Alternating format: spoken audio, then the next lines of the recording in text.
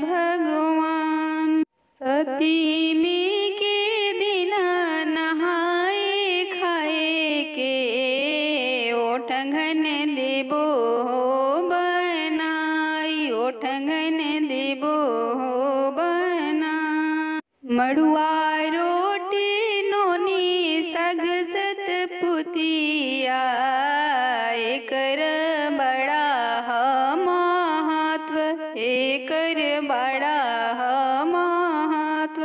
अष्टमी के दिन रहब निरहार, अष्टमी के दिन रहब उपवास।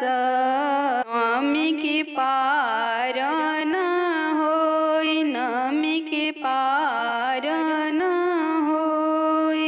पूजब जीउतवाहन गोसैया, विधि से करब हम व्रत, विधि से करब हो व्रत। जैसे अक्षदान दिले बालकवा, वैसे करिहे अभयदान, वैसे करिहे रक्षा पाल। रक्षा करिहे संकट सब ग्रहणवा, बालक के दिहे अभयदान, बालक के दिहे जीवन दान। युतिया पावन परबिया, आइल बा पावन हो परब, आइल बा पावन हो परब। पूजब